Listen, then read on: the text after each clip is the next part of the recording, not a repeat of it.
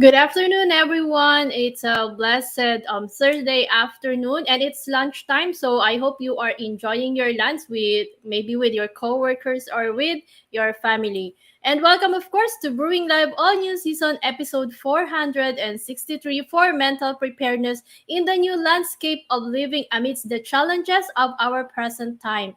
And Brewing Live is a community service of Decaf Coffee Republic, the home of certified CACC life coaches and the coaching hub of Life Coach Philippines. We are now brewing Wellness Connection and we are doing radical healing series for this month of September and today's October na pala, bakit ba September na sabi ko? October, and today's live streaming is dubbed as Less is More. Wait lang ha, mag-aayos lang ako. You know when it's live. There.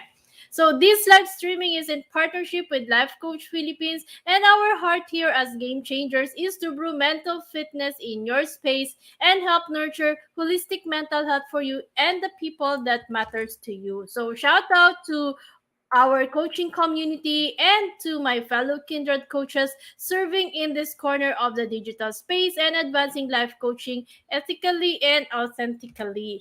And giving is a lifestyle that never goes out of style. So, as you see the value that we provide as an organization, we appreciate receiving your stars and or love gifts through fund transfers. So just check this the caption of this video for bank info or for our GCash account. So if you like what you're hearing, we would appreciate if you can bless us with your stars or with your love gift. You know, it goes a long way. Whatever help you, whatever love gift or whatever stars you send to DCAP, it's being used by DCAP to help missionaries out there or help the people that comes to DCAP. So join us and let's bless more people. Sabi nga nila, the more you give, the more you get blessings. So, kahit po siguro walang concept na gano'n, no? Masarap na makapagbigay talaga. Iba yung, you know, when you're able to give, magaan siya sa pakiramdam. And, of course, it helps in your well-being. And for Decaf experience, a coffee experience, visit Decaf Coffee Republic inside Pioneer Center Compound, Pioneer Road, corner Brixton and United Streets, Capitolia, Pasig City. We're open from 10 a.m. to 10 p.m. We, of course, exist to help clients experience healing and breakthrough by providing a safe space for inspiration to begin with a cup of coffee and transformation to happen through the platform of life coaching. So if you're wondering, ano po bang ibig sabihin nun? Well, you know, Decaf is not your regular coffee shop. And here, what we do, it's not your traditional cafe that serves your favorite and classic comfort food like sausage platter, waffles, bagels, cakes, milkshakes, and coffee-based drinks. We here at DCAP, we help individuals to make a therapeutic lifestyle change with our line of plant-based meal, natural fruit juices, keto products, sugar replacement, insulin, organic wine, and tea. And of course, it's not just that, but the conversations that we have over at DCAP can really transform a person's life. So if you're looking for that safe space where you can really express, where you can really start sharing what you have in mind at feeling mo wala talagang nakakatulong sa'yo, then join us at Decaf Coffee Republic. All you have to do is visit us. And then, andito lang po kami sa Pasig area. And of course, Decaf Coffee Republic is also the exclusive distributor of David's Faith Insulin Wine and Tea in the area of Mandaluyong and Parañaque. And our hashtag Save One campaign against diabetes is ongoing. We invite you to join us as resellers and brand ambassadors to help raise awareness of sugar regulator products to help fight the debilitating symptoms and effects of diabetes. So, you know, I'm a user, of course, of the insulin wine and tea, but madalas kong gamitin yung insulin tea. What I do is I use it like my water every day. So I would boil 2 bags of yung two tea bags ng insulin tea, and then I let it cool, I put it in the ref. So yun na po yung ginagamit ko na water to drink every day. Sabi nga nila, why wait for something to happen to you or what? Kasi po nasa line po namin yung diabetes. So why wait for it to get to you if you can do something preventive? But of course, it also includes a change of diet. So if you need help, if you want to know more about the insulin tea and how you can also transition na hindi po drastic sa healthy food choices nyo, then visit us at DCAP or you can send me a message and we will be able to help you with that. Please also check our FB page for the menu of the sumptuous meal and refreshing drinks, or connect with Coach Rezzhel through 0917-586-1661 to partner with Decaf Coffee Republic in advancing health and wellness in your space. And if you just joined us in, I see now our kindred coaches joining us, like we have Master Coach Yasmin, we also have Glad see Tats Braves. Thank you so much for joining. And Coach Nords, my better half, is also here. So thank you. And of course, thank you as well for tagging your friends along. And welcome, of course, and thank you for being here. You may circulate the link of this video to invite your friends to watch with you, or you may also tag them in the comments below and give them some shout out, thumbs up, encouragement, motivation, and best, just acknowledge and express gratitude. At times, these are the simple things that we are missing that can help a person a lot. The feeling of being affirmed. So do not be selfish, give it out today. And as for me, let me give my shout out to fellow mental model collectors inside Be Learning Society by Master Coach A. If you're one person who desires to experience transformation in areas of health, wealth, and relationships, then I invite you to join us inside Be Learning Society as one of the mental model collectors with full access pass to the monthly mental model master class of Master Coach A that is exclusive for Be Learning Society members only. And last month we have the wisdom wheel. Doon mo nakita kung ano ba talagang merong problema ang mga tao. Paano ba? Meron kasi tayong tinatawag na 8 archetypes of problems. So knowing it would really give you that awareness. So if you want to know more about it, you can also send a message to Coach Rezzhel. You can get a replay of that class. So just be in contact with us. And Be Learning Society is the 10th maker of Be Learning Homes for Mental Fitness. And on top of the food and beverage discount you enjoy from Decaf Coffee Republic, once you become a member of the Be Learning Society, you also get a full access pass to the Mental Model Masterclass of Master Coach A, which happens every month. We're changing dates, so stay tuned for our next mental model class. And the good thing about it is you also benefit from a 90-minute free coaching session with senior coaches from Life Coach Philippines. So we want to invite you to join us inside. And it's not just about learning the value of mental models, how it's working in our life, but also when you get to join us in class, the investment fee for your learning goes to the passion project of Master Coach A, where she wants to build a state-of-the-art mental health facility for mental fitness. So, tinutulungan nyo din po kami dun. But if you know someone, if you know people who are into mental health advocacy or who wanna support, then connect them with us. We will be happy to welcome them in our space. For more information and registration assistance, please connect with Coach Rezzhel through 0917-586-1661. So for this afternoon, we're diving into our today's conversation, less is more. So if you're familiar with less is more, pares to ng Calamansi program ni Coach Lynn at ni Coach na Success by Subtraction. So we will deep dive into that today. So please tag your friends, forward this video link, and invite others to join our conversation on radical healing. Bakit ba, ano bang connection ng subtraction at radical healing? When you get to have that option to subtract some things in your life, it helps as well in your healing process. It has an effect on your well-being. So you will get to know more about it later. And if this is your first time joining me, welcome. And I am Life Coach Tindy Joya. I'm a certified CACC life and mental fitness coach. I'm a public speaker, a mental model collector, a master builder apprentice, founder and creator of a women's epiphany coaching community where I help women in their relationship, especially with their partner or husband. And I am a relationship coach, and I am helping women restore fidelity in themselves to be who they are to be, what they want to be, and go where they want to be so they can love and create better relationships with themselves and the people that matters to them. So if you're that woman, connect with me. Let's have a conversation.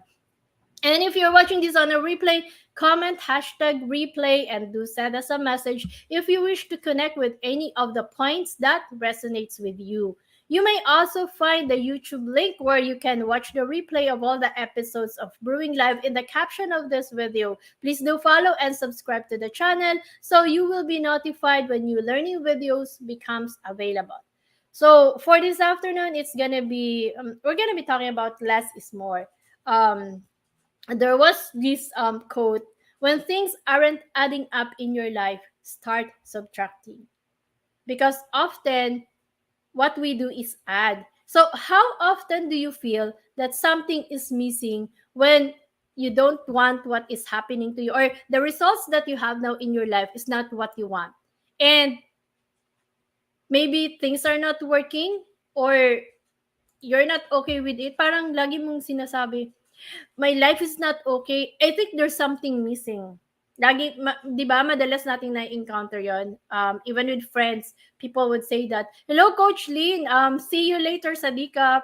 And if you're within the area, if you're within Pasig or you're in Metro Manila and you're looking for a place, join us later tonight at DCAP. So we'll be there. Let's have a conversation, of course, with Master Coach A.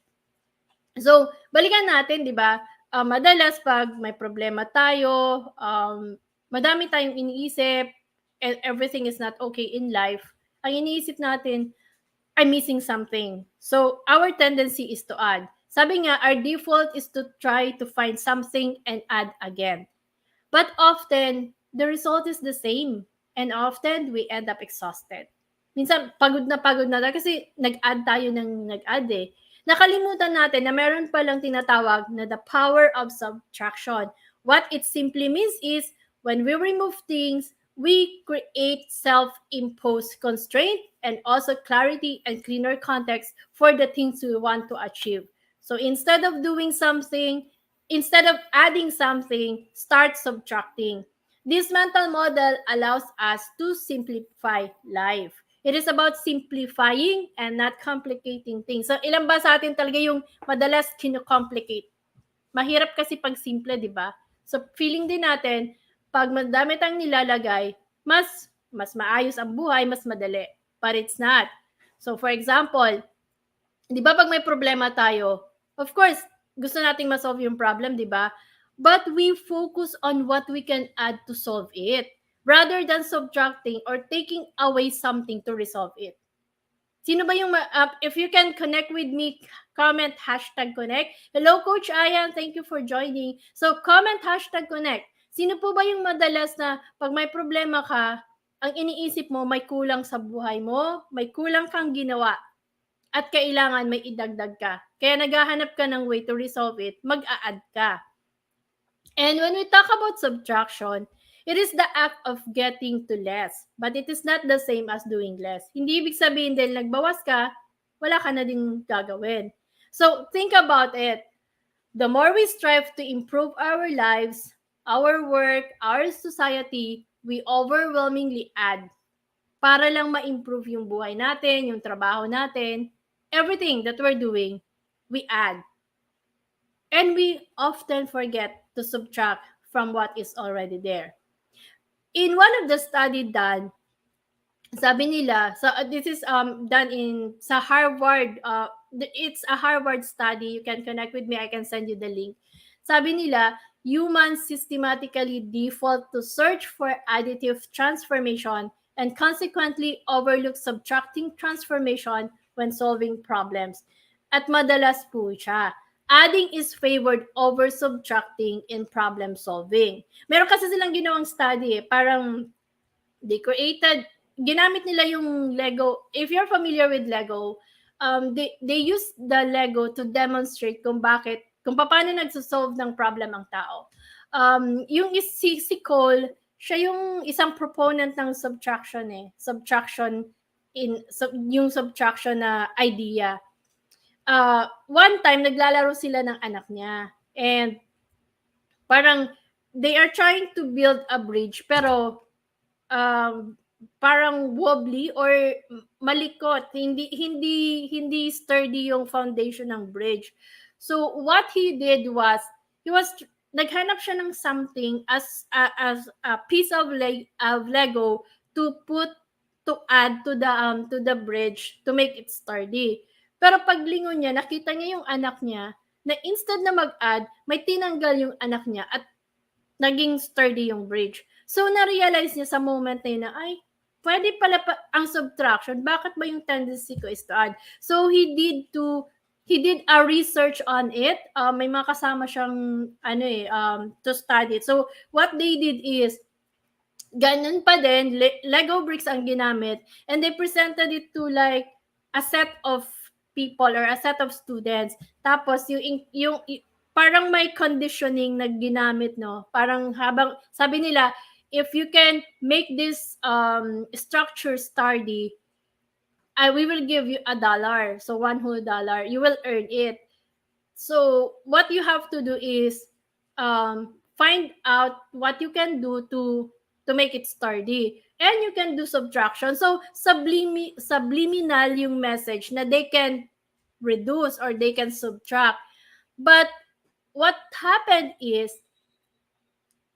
meron pa ding mga tao na nag-add. Mas madami yung nag-add na hindi pa din yes, naging sturdy, pero adding yung ginamit. Pero ang ginawa nila is, hinanap nila, sino ba ang nakapag-solve na ang ginamit ay subtraction para maayos yung bridge or yung structure. So, doon nila pinalakas yung proponent or doon nila pinalakas yung toss na you can subtract from life to make it better. Doon nag-umpisa yung toss na yun. Parang doon nila kinuha. So, sabi kasi nila, simply, people are often moving fast and working with the first ideas that come to mind. They end up accepting additive solutions without considering subtraction at all. So if you think about it, ang unang iniisip ng taong solution is, kung anong unang idea na pumasok sa mind nila, yun na yung gagamitin nila. Kaya nag-add instead of really analyzing the problem and taking off something that might not be working para ma-resolve siya. Bihira po talaga siya. So, in your life, make an assessment.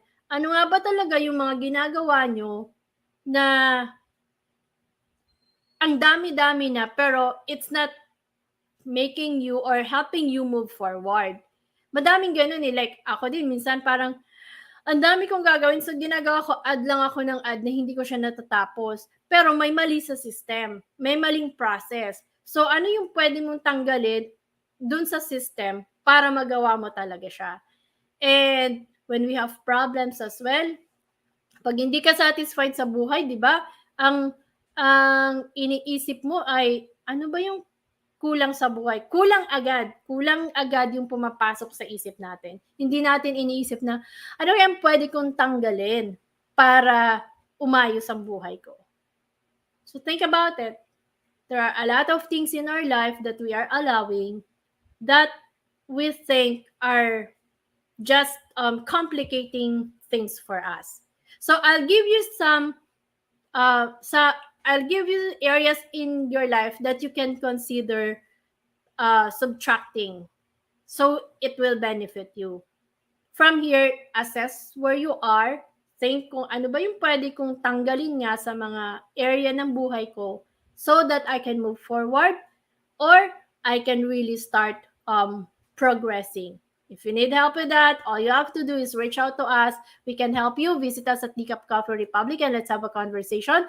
Or you can connect with me or the coaches that is joining us on the chat box. So, and if you will be watching this on our replay, we would also appreciate if you could share this so that we can bless someone. Malay mo, merong isa dyan na merong isa kang friend na needed na talaga na marinig to. so that they can really start doing something in their life kasi ang dami na nilang na-add sa buhay nila. So, first, of course, that goes in the list is possession. Too often, pag may problema tayo, ang naiisip natin is to purchase something. Iniisip natin, sana kung may malaki tayong bahay, we have a nice car, a new phone, magagandang damit, mga madaming toys for the kids, or equipment for our hobby, etc. Life would improve for us. But as we discover, it's not really what's making us happy or fulfilled in life. Pag titingnan mo, ang hinahanap mo naman talaga is having that peace, that contentment, that joy, that meaning. But what usually happens is you try to find it in owning more things instead of owning less. Parang feeling mo, pag nawala yung mga yon, you will not be better. You will not be enough. So take a look at the possessions you have. Hindi ko sinabing hindi na po kayo bibili ha. If you still want, then do it. But at least come into a reflective state na, teka lang, if I want to buy this, is this what will really give me that fulfillment? At least you will now come into a space na mag-iisip ka na, I think yun yung isa sa mga bagay na that change us when we started life coaching. Dati, di ba, parang pag may lumabas na bagong phone, parang you will do everything to also own that new model. But when we started life coaching, we realized the value of things. Yes, bumibili pa din kami. Pero alam mo, hindi na siya yung, ay, may bagong phone, bagong model, gusto ko yun. Hindi na. As long as the thing is still working, it's still serving its purpose for us, then we just enjoy what we have. Not because we can't buy it, but it's more of the joy in being able. Saka ayoko yung stress na magpapalit ako, maglilipat na naman ng mga contacts and everything. Kahit sabihin mo naka-auto backup pa yan. Parang it's not really worth the time and effort to do it. Siguro pag nasira, dun lang. Like the last I bought my phone a year ago kasi nasira na talaga yung isa kong phone, but it lasted me for 3-4 years bago siya nasira. So, alam mo yun, you are experiencing the joy without you really spending too much and burdening yourself with the material things that you have. Number 2 is habits. Madalas, nag-a-add tayo ng habit. Ay, may gusto akong gawin, so mag-a-add ako. Although sabi nga nila, mahirap daw talaga i-break ang bad habit. So, mas better daw na to add. But, parang iniisip mo, kung I wanna adapt a new routine. So, minsan hindi mo siya nagagawa kasi ang iniisip ng mind mo, shucks, may babaguhin ako, so may i-add ako. But, what's really more meaningful is removing the unhealthy habits rather than adding new ones. But it's too difficult for us to do. But why don't we really try? We start assessing the habits that we have and take off those habits that's really not helping us. Pwede mo kasi siyang tanggalin completely. Like when it comes to health, di ba? You love to, hindi ka makakain ng walang soft drinks or parang hindi mo kaya pagtubig. Then start from there, paunti-unti. You're removing a certain habit, and it's possible to do it. Third is, of course, from the habit, of course, like our example kanina is healthy diet. So the third thing that you can start subtracting from is your diet. Ang daming new fads, new diet fads that comes out, or new formulas, but almost, at least those worth trying, it's the same. Like remove sugar, remove processed food, overeating, or removing dairy, or removing carbs. And if you try to lose weight, ang una mong gagawin is, the simplest route is remove unhealthy foods rather than adding a new regimen to your diet. Madalas kasi ginagawa natin, adding a new regimen Like, teka lang, ganitong oras ako, intermittent fasting, like ganitong oras ako kakain, tapos may fasting ako. So, may addition kang gagawing bago. But if you start really assessing the food that you're eating, that you're allowing to go inside your body, you subtract the unhealthy foods, it is probably the simplest and most efficient solution to contain your diet. Number four is work. In work, our tendency to overlook subtractive transformation shows up all the time at work. Constantly, what we do is add new meetings, new processes, new departments, new ideas, basta anything na sa tingin natin is valuable to what we're doing. But remember, not all of us can have that control. Like, how do you control the culture, the place of employment? So what you can tend to start doing is control what you can and look for efficiencies and solution by subtracting processes and or meetings rather than constantly adding them. So if you can suggest something na mas magiging effective yung workflow without you adding a new concept, a new idea, a new process, then it would be best. Oftentimes, it's also cost effective. So take a look at what you have. If you're a leader, that's one of the things that you can start looking into. Next is finances. So madalas ito problema ng mga nanay, di ba? Making it hard or making ends meet. Parang ang hirap na i-budget, tugmain yung money, di ba? And the most default action that we do is, kailangan natin ng madaming para. So, paano tayo magkakaroon ng madaming pera? And in some scenarios, it's true. Kailangan mo naman talaga. But in other cases, the practical solution really is to just spend less. Tingnan mo muna, saan muna kasi napupunta yung mga, ako what I did was, I tracked our expenses. Parang, I have this accounting notebook. So, I would have the cash flow. Tapos sinusulat ko yung every expenses that we have. Not because ayoko kasing pag hinanap sa akin, hindi ko alam kung saan. Yun eh, yung sa mind ko, clutter siya na, shucks, di ba minsan may moment ka na, may 500 pesos ako kanina, pero wala na, saan ko ba ginamit? Hindi mo na maisip, no? But it trained my mind to be more mindful kung saan ko ginagamit. So, when I started budgeting, inuna ko siyang ilista and then I would review every month. Teka, ito yung naging budget namin this month. Tapos, i-compare ko siya sa previous month. Saan kami nag-exceed? So, nakita namin kung saan madalas napupunta yung money. So, I started, teka lang, bawasan muna natin tong area to kasi hindi naman taga kailangan. Like, minsan ang dami mong binibili sa grocery, no? And oftentimes, nag-grocery ka pa lang, may stock pa, pag next grocery mo, bumili ka ulit. So, madalas kaming either na-expire or nasisira. So, when I started noticing that pattern, teka, tanggalin natin, magbawas tayo ng expenditures on this area. So, nakatulong po siya. So, ganun namin ginawa yung how we applied subtraction in our finances. Now, when it comes to relationships, it's important that you are able to identify the relationships that you have. Kung may remove relationships from your life that doesn't serve you. I know it's hard. Parang di mo mabitawan, di ba? But,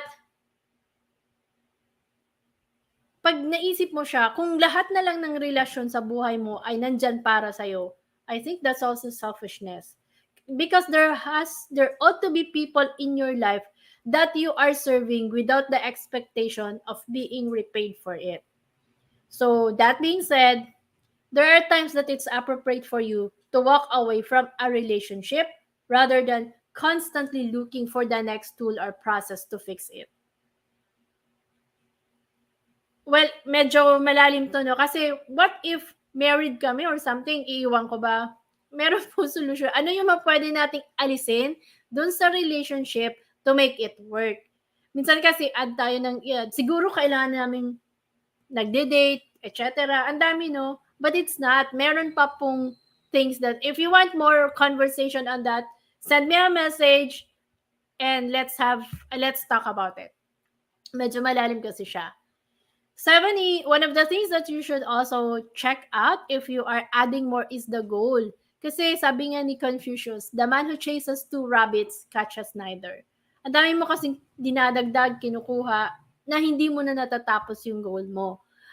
If you want to be more successful in life, it starts with accomplishing goals. However, you have to limit the number you are pursuing.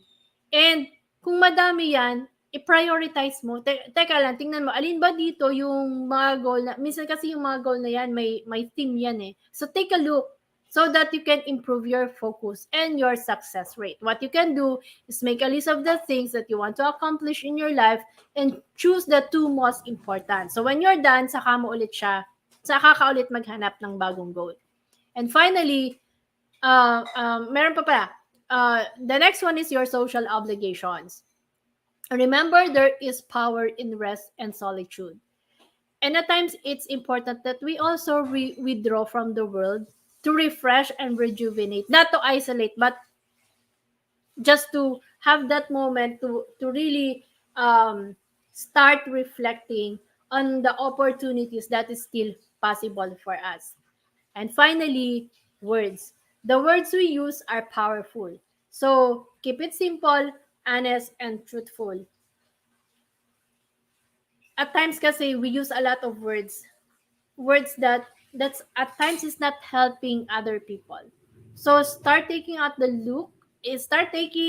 look at the words that you're using and use them.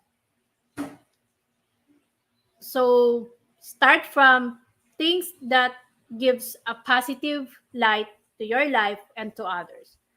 And before I end, what usually happens is our natural tendency is to add to our lives. But sometimes subtracting is the best and most efficient solution to the problems that we face. So start there. Start subtracting something in your life to get the success you want. So thank you so much for joining me today and supporting the advancement of mental fitness. And I would like to invite you to join us on floor for our face-to-face community events. And since it's a Thursday, it's going to be Master Coach A Coaching for the Soul. So it's Strengthening Thursday. And we're going to be on the fifth part of the Science of Getting Rich. So join us later tonight at 7:30 p.m. on floor. And of course, Friday is a rest day for DCAP. You can come back on Saturday. So that's Fab Saturday with Coach Orville. So that's open mic. Here you can sing, you can play the instruments that we have over at DCAP. You can do your spoken words. Sunday is Comfy Sundays with Coach Sean. So Sundays for life. Here, Coach Sean talks about creativity. Creativity is not just limited to performing or visual arts. It also includes how creative you are when it comes to life, how creative you are when you're solving your problems. Monday is Nurturing Monday, walk along with Coach Tin. So that's me. Here we talk about relationship. What are the things that you need to keep a relationship, to make it last? It's not just about relationship with other people, but also relationship with yourself. Tuesday, that's Groove Tuesday. It's all about habits with Master Coach Jasmine. If you're trying to build consistency in the habits that you have, then it's time for you to join Master Coach Jasmine to know the steps on how you can start building a habit and be consistent with it.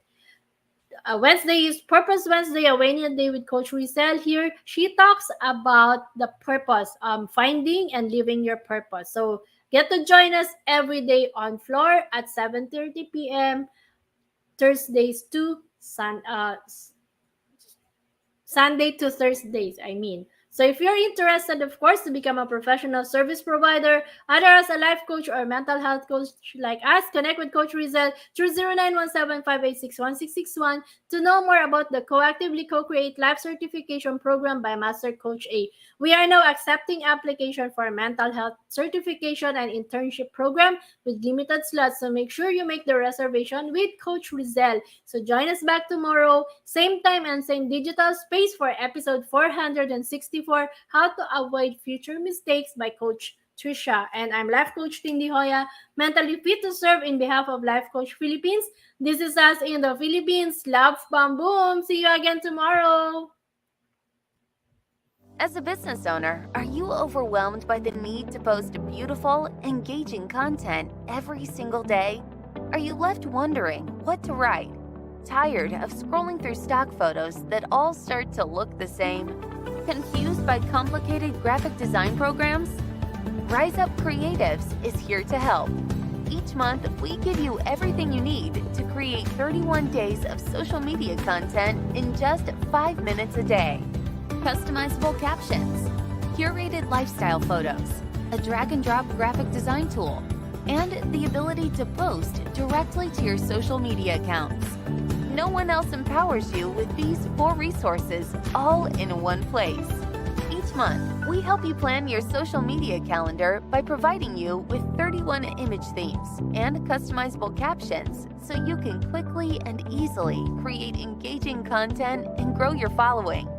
Simply select the image that works best for your feed or story. Then, copy the caption and customize it to fit your audience. 5 minutes a day. It's that quick. Plus, you'll absolutely love our drag-and-drop graphic design tool. Start from scratch or choose one of our beautiful templates to fit your unique brand. When you're ready to export your design, you can download, email, or post directly to your social media accounts. Here's the truth. Our world needs what you have to offer. Don't let technology or procrastination hold you back.